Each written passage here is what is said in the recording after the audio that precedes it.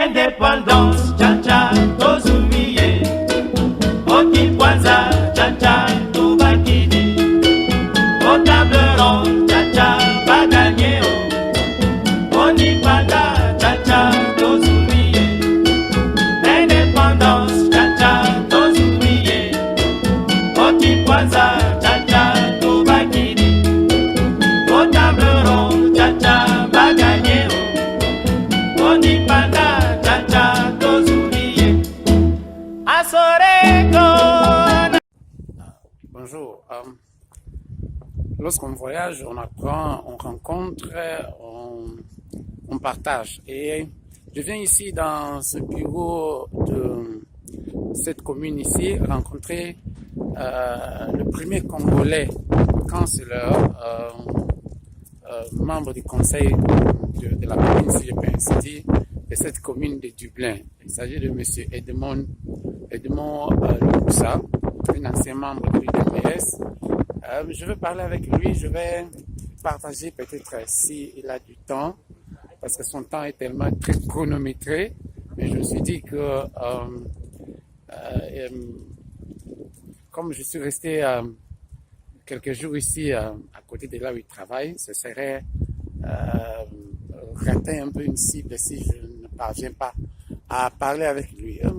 Donc voilà, c'est ici où on a le premier Congolais cancelleur de Dublin. Et avec lui, nous allons sûrement avoir 5 ou 10 minutes, ça dépend. Si, comme je vous avais dit que lorsqu'on voyage, on apprend, lorsqu'on voyage, on rencontre, et lorsqu'on revient, on doit ramener ce qu'on a vu. Là, on a voyagé. Il y a un proverbe de chez nous qui dit que lorsque vous allez dans une grande ville, il faut bien chauffer votre marmite avant de quitter chez vous, parce que vous ne savez jamais si vous allez rentrer le même jour. Et venu ici pour ce training en Irlande, comme je vous avais dit, c'est un training pour apprendre aux membres de la diaspora comment faire de la politique ici au pays. Et là, dans les conversations, on nous a mentionné que le premier Congolais qui est politicien en Irlande, qui est cancelleur, il s'agit bien de M. Edmond Lukusa. Alors je me suis dit que je ne peux vraiment pas quitter Dublin sans le rencontrer. En tout cas, grand merci. Je dois vous appeler papa parce que nous sommes aussi des Bantous. Grand merci pour me recevoir chez vous ici. D'abord, c'est un plaisir pour moi. Juste, est-ce que vous pouvez nous parler de vous-même quand vous êtes arrivé ici? Comment est-ce que vous êtes venu cette idée-là de faire de la politique ici d'abord? Mon nom est Edmond Lukusa. Je suis arrivé en Irlande en fin 2000. Et donc, j'avais déjà une idée de la politique à partir du pays. J'étais venu ici en Irlande comme réfugié politique. À partir du pays, vous avez milité dans un parti politique ou... J'ai milité comme membre influent de l'UDPS, un membre actif de l'UDPS. J'étais président de la cellule à Salongo Sud. Donc j'étais déjà dans la politique. Oh, mais ça c'est intéressant. Avant qu'on revienne, partons un peu sur l'UDPS. Avec l'UDPS aujourd'hui, on sait ce qui est arrivé après la mort du président Etienne Tshisekedi, un homme spécial. Aujourd'hui, on a l'UDPS Félix, qui sont l'UDPS qu'on connaît. On a aussi les autres morceaux de l'UDPS. Et vous pensez que vous êtes de quel UDPS aujourd'hui? De l'UDPS mère, l'UDPS de Etienne Tshisekedi. Parce qu'on avait seulement une UDPS, c'était l'UDPS de Etienne Tshisekedi. Mais vous connaissez la tactique du pouvoir, c'est de diviser pour régner. C'est pour cela qu'il y a eu plusieurs UDPS maintenant. Mais sinon, au départ, il n'y avait que l'UDPS de Etienne Tshisekedi. On va, comme ça sera vraiment une interview à chaud, c'est pas ainsi dire. Parlons un peu de votre parti ici. Comment est-ce qu'en arrivant ici, vous avez eu cette idée-là d'entrer dans un parti ici? Il s'agit de quel parti? Comment? Est-ce que c'était facile? En partant du pays, je savais qu'il y avait de l'injustice dans mon pays, le Congo, la RDC. Et je savais aussi que l'injustice n'est pas seulement au Congo. L'injustice est partout dans le monde. Et comme j'étais devenu irlandais, je me suis dit que je devais aussi plaider pour les gens ici. Je devais être impliqué dans la politique pour pouvoir m'occuper des gens. C'est ça qui m'a poussé à entrer dans la politique. D'autant plus qu'au pays, j'étais déjà en politique avec l'UDPS. Et notre combat au pays, c'était pour le bien du peuple. Et la même chose ici, je me suis dit, je dois être impliqué quelque part. Et là, c'était facile pour vous pour trouver, parce que pour nos téléspectateurs, l'UDPS, c'est l'Union pour la démocratie et le progrès social, le premier parti politique d'opposition congolaise qui a été un parti fondé le 15 février 1982, je crois.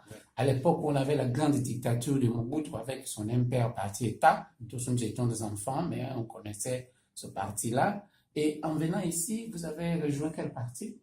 J'ai rejoint le Sinn Féin. Sinn Féin, c'est le parti où le président, jusqu'à un certain moment, était Gerry Adams. Yes, c'est Sinn Féin de Gerry Adams. C'est un parti politique qui, en fait, plaide plus pour les gens, se met toujours du côté du peuple. Quand il y a quelque chose qui ne va pas, vous les voyez dans les rues, ils sont là avec le peuple. C'est pour cela que je me suis inspiré, je me suis dit, c'est un peu comme l'UDPS, je vais adhérer à ce parti-là. Et c'était facile pour vous de briguer ce poste de chancellor, ou vous avez dû vous battre, vous avez dû... Ça n'a pas été facile. Tout le problème est que si tu veux évoluer dans une structure, il faut d'abord commencer à travailler dans la structure, à être actif, c'est-à-dire participer aux réunions, aller avec eux dans les campagnes, faire tout ce qu'ils font pour le peuple, et comme ça, on va vous remarquer. C'est comme ça que j'ai évolué dans Sinn Féin. Je me suis fait remarquer, et puis eux-mêmes m'ont proposé comme candidat. Donc, d'une manière démocratique, ici en Irlande, vous ne vous faites pas candidat vous-même. Il y a une convention, on appelle une convention, qui vient, qui s'est réunie et choisit, propose les candidatures. Et si vous acceptez, vous devenez candidat. C'est comme ça que j'ai été sélectionné comme candidat pour disons, la circonscription électorale de Molhodot. Et la campagne électorale était facile, ou vous avez... parce qu'ils vont sûrement rencontrer les électeurs, que vous ne parlez pas 100% la langue d'ici. Quand la convention m'a choisi comme candidat, c'était une grande surprise pour beaucoup de gens, parce que d'abord en tant qu'Africain, ensuite, disons, noir, ça posait quelques petits problèmes des gens qui se demandaient qu'est-ce qui se passe, parce que j'étais le premier noir d'être choisi comme candidat dans le parti Sinn Féin lui-même, et puis le premier Africain à être élu comme conseiller municipal ici à Dublin.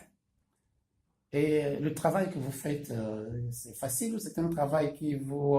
comme vous avez milité dans l'UDPS, et je vais rappeler à nos téléspectateurs, l'UDPS, c'est le parti où le président, c'était Feu Etienne Tshisekedi Wamulumba. Vous avez sûrement appris toutes ces méthodes-là. Mais venant ici sur le travail que vous faites ici dans la commune, est-ce que c'est facile pour vous, ou c'est un travail qui fait de vous comme un petit apprenti sorcier? La politique n'est pas la même au Congo qu'ici en Europe. C'est un peu différent. Mais il y a des similarités, mais c'est un peu différent. J'ai beaucoup appris sur place. Ça fait plus de 12, 13 ans que je suis dans le parti et j'ai beaucoup appris comment les structures politiques marchent ici en Irlande. Nous avons aujourd'hui Donc, beaucoup.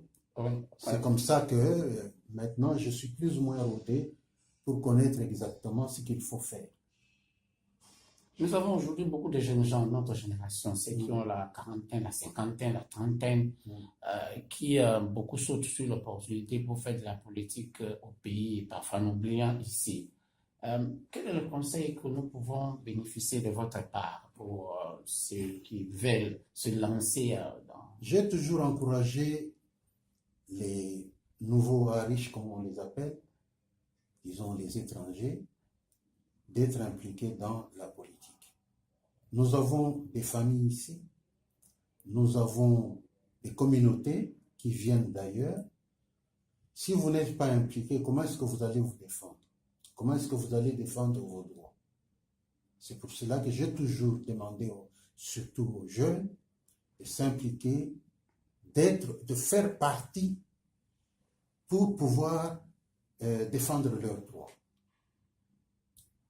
Je voudrais que vous puissiez regarder un peu notre caméra mobile pour adresser un mot direct à nous, Congolais, non pas seulement de la diaspora, mais peut-être aussi aux membres de l'UDPS, parce que ce parti qui a représenté jusqu'à un certain moment l'espoir du changement, c'était le mot pendant la conférence nationale que vous avez connue, avec ce qu'on vit aujourd'hui, avec les élections, avec les fameux ordinateurs à voter, avec... dernièrement, on a été avec l'abbé Douna Nchole, le secrétaire de la conférence épiscopale à Londres. Il nous a dit, il a utilisé un terme, il m'a dit, c'est la pirogue qui est arrivée pratiquement au bord de la rive et peut se renverser. Vous avez un mot à dire d'abord à l'UDPS et puis au peuple congolais. Je veux dire ceci. Le problème du Congo, de la RDC, est très complexe. D'abord, est-ce qu'on fait la bonne lecture de la situation actuelle du Congo au pays? Je crois qu'on est à côté de la plaque. La bonne lecture, c'est que le Congo est occupé aujourd'hui. Et puisque le Congo est occupé, on ne va pas aux élections. En principe, on ne devrait pas aller aux élections. Il fallait d'abord faire partir les occupants et puis organiser les élections. Vous comprenez? Donc la situation est complexe. Je sais que l'UDPS est parti pour les élections, mais moi personnellement, j'aurais conseillé de ne pas aller aux élections parce que c'est l'occupant va gagner toujours, puisque c'est l'occupant qui a les commandes. Comment voulez-vous gagner les élections dans une ambiance d'occupation, dans une ambiance de force? Ils ont la police, ils ont l'armée, ils ont les services de sécurité, ils ont tout. Et comment voulez-vous, vous qui n'avez rien, vous avez évidemment le peuple, autant appeler le peuple alors pour l'article 64, plutôt que d'aller dans la voie où d'avance vous savez que vous n'allez pas réussir. Ça c'est en tout cas mon avis pour la RDC. Au point où nous en sommes, parce que le changement, comme vous l'aviez expérimenté, c'est un phénomène où parfois vous avez besoin des alliances externes, internes. Pensez-vous que la RDC, dans la situation actuelle, a besoin de ces alliances et que vous-même, étant maintenant irlandais et membre d'un parti politique et politicien, pensez-vous que nous avons bénéficié de l'expérience? Mais quand vous parlez de la RDC, quelle RDC? La RDC occupée ou bien la RDC indépendante? J'aurais pu dire c'est tout le question mark, c'est toute la question. Oui, c'est là le problème. J'ai bien dit ici, il faut faire la bonne lecture de la situation sur place. Nous n'avons aucune souveraineté dans ce pays. Donc, nous ne pouvons pas prétendre faire des alliances. Maintenant, par exemple, on a demandé le retrait de la MONUSCO au Congo.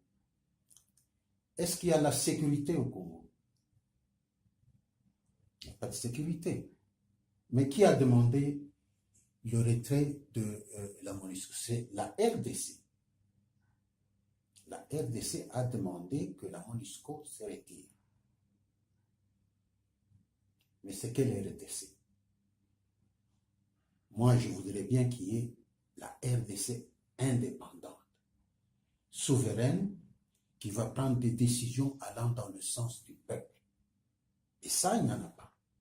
Et quand on a fait la mauvaise lecture, on va aller dans une voie qui est tordue au lieu d'aller... C'est mal parti d'avance. Donc, voilà. Vous ne pensez pas qu'on aura élection le 23 décembre? Je ne pense pas. Parce que toutes les conditions ne sont pas réunies pour pouvoir avoir des élections libres, transparentes et équitables. C'est impossible dans un délai il nous reste 2 mois environ, à peu près. Qu'est-ce qu'on peut organiser ici avec les machines là? Qu'est-ce qu'on peut avoir comme résultat? Le pays souffre aujourd'hui, et quand vous parlez avec beaucoup d'analystes politiques, il y a le grand vide laissé avec le décès du président Etienne Tshisekedi Wamulumba. Vous avez un petit mot pour ce grand homme du pays? Oui, il a combattu toute sa vie, il a sacrifié sa vie pour le Congo. Bon, il a opté pour la non-violence. Moi, je pense que quand vous êtes agressé, on n'y va pas mollo mollo. J'ai toujours pensé que le pouvoir était au bout du fusil. Imaginez-vous, nous sommes ici. Si vous voyez quelqu'un brandir une arme ici, c'est lui qui va... Nous allons tempérer à ce qu'il va nous demander. Parce que le pouvoir est au bout du fusil.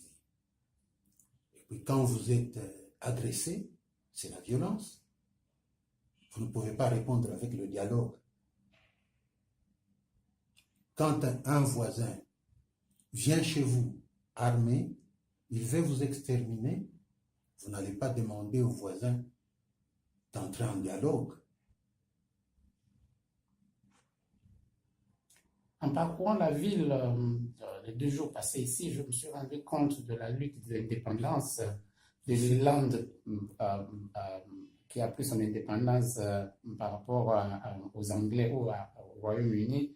J'ai vu que votre parti, c'est un parti avant-gardiste dans la lutte. Oui, c'est un parti qui a lutté pour la libération de ce peuple et qui continue à lutter pour que l'autre partie de l'Irlande, l'Irlande du Nord, devienne indépendante. Avec le Brexit que nous avons de l'autre côté, vous regardez un peu avec les yeux plutôt doux en espérant que ça puisse dérailler comme ça au moins. Ça serait une évidence que les autres puissent venir rejoindre la partie de l'île. Ou vous laissez, vous voyez... Brexit ou pas Brexit, nous espérons toujours que l'Irlande du Nord, que nous, en tant que Sinn Féin, considérons toujours comme l'Irlande.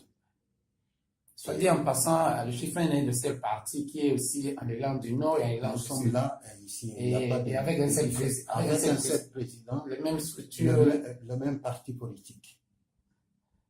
Voilà, ça, ce sont des leçons à apprendre. Et vous avez un petit mot pour nous, c'est que les Québécois appellent les diasporiens, avec toutes nos difficultés, avec tous nos problèmes, avec...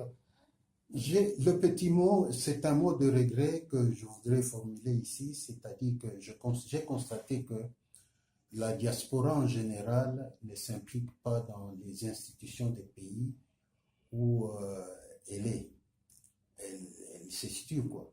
il faudrait que, disons, les Congolais qui sont à l'extérieur militent aussi dans les partis de leur pays respectifs, de manière à être influents. Par exemple, ici en Irlande, j'ai amené beaucoup de jeunes gens congolais dans le parti, mais ils ne sont pas actifs. Ils considèrent ça comme illusoire. Mais pourtant, les Nigériens que j'ai amenés au parti, ils sont beaucoup plus actifs. Il y a quelque chose qui ne va pas avec la communauté congolaise. Nous devrions être présents dans des conférences, par exemple, devrions être présents dans des activités qui se passent dans les pays où nous sommes. C'est comme ça que nous allons devenir forts. Mais je regrette de voir que les Congolais ne s'impliquent pas tellement. En tout cas, c'était un appel lancé. Quand j'ai fait le reportage sur le séminaire que nous avons eu ici sur les démocraties à Dublin, j'ai dit que l'un des points, c'est qu'on a demandé d'abord, et là je rejoins, c'est comme si vous avez participé à notre séminaire, il faut d'abord faire la bonne lecture de la chose, il faut s'impliquer, et il faut s'impliquer même à un niveau très bas. Et je vais vous révéler que l'ami qui nous a livré l'information est d'origine kenyane. Il va sûrement chercher à vous rencontrer de ce soir au demain parce qu'il voudrait vraiment être votre disciple. Donc, nous avons, là c'est un appel qu'un leader du pays et de la diaspora lance, surtout pour notre génération. C'est important et cet appel-là vaut non pas seulement pour ceux qui sont à Dublin en Irlande, mais à ceux qui sont aussi de l'autre côté, à Londres, à UK. On a vu par exemple que la dernière nouvelle, c'est le papa de Papa Compagnie ou Compagnie qui est devenu qui a été élu bourgmestre dans une commune de Bruxelles. Donc voilà, c'est cette génération-là qui comprend. La nôtre, c'est comme si nous avons encore du chemin, papa. Est-ce que vous avez un petit mot, parce que votre temps est tellement chronométré, Oui. un petit mot de Je voudrais dire ceci. Vous voyez, par exemple, le Congo est aujourd'hui placé comme peut-être le pays le plus riche du monde avec la découverte de l'utilisation du minerai pour les voitures électriques, les batteries et tout ça. Les multinationales sont dans notre pays. Tous ces minéraux ne profitent pas aux Congolais. Tous ces minéraux vont ailleurs. Et nous, vont ailleurs, viennent dans tous ces pays ici. Nous sommes dans ces pays-là. Les Congolais sont partout. Et si nous ne nous impliquons pas dans les politiques, dans la politique locale des pays où nous sommes, comment est-ce que nous allons agir pour que ces multinationales, en fait, profitent aux Congolais? Le coltan est extrait au Congo, mais il est vendu où? C'est un point d'interrogation. Quand est-ce que ce minerai, quand est-ce que la richesse du Congo va profiter aux Congolais?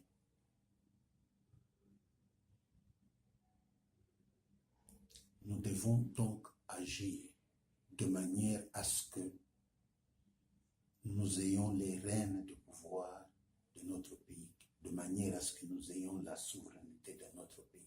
C'est comme cela que la situation va changer. Mais tant que nous ne nous impliquons pas, nous pouvons attendre pour longtemps. Voilà, c'est le message. Ce sont les aléas du direct et avec toutes les nouvelles technologies. C'est un message qui vient d'un papa, d'un leader politique, d'un aîné, un leader politique qui ne l'est pas devenu ici, qui a commencé au pays, qui continue ici avec cet objectif de faire ce pont-là aussi avec le pays. Un message qui nous concerne.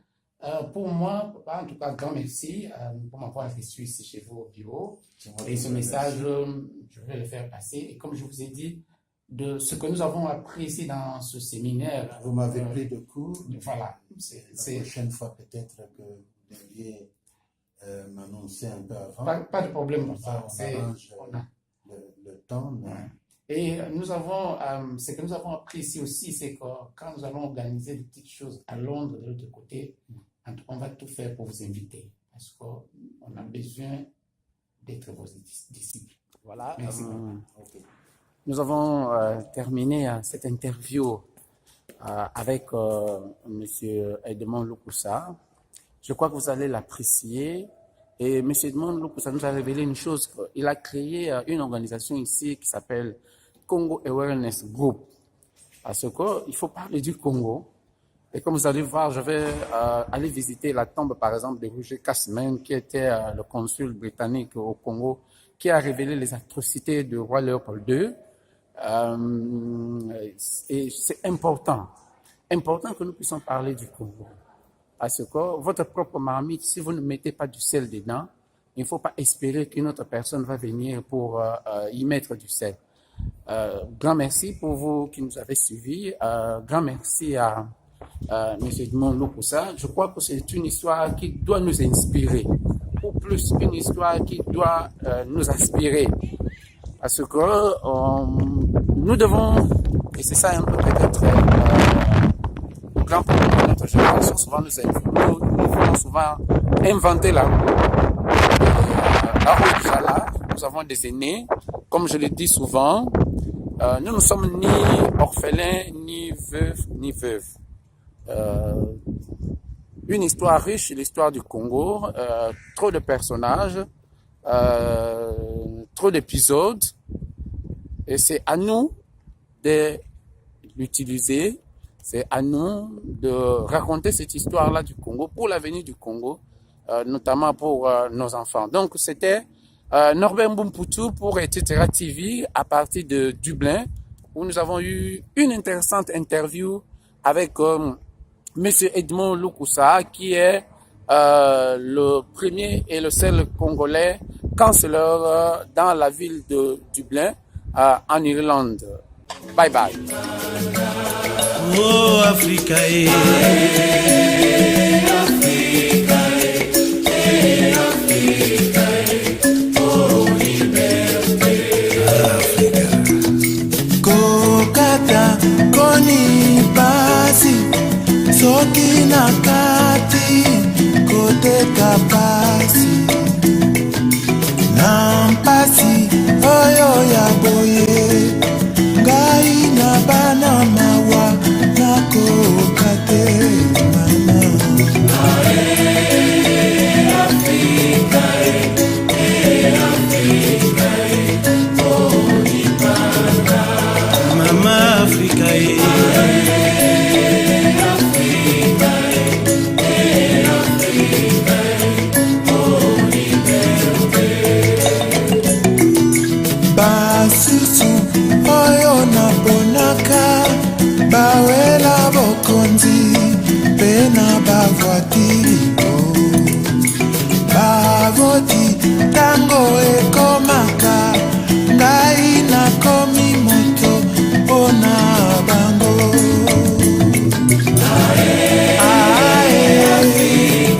Afrika, Afrika, oh liberté. Africa, Afrique sans fric, oh liberté.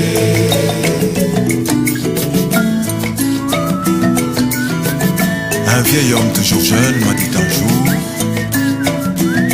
mon petit, tout homme doit mourir, mais toutes les morts n'ont pas la même signification. kokata koni pasi, soki na kati koteka pasi. Nakomi tuna mondele akende lipanda tozuwaka. ya nani yeye Afrika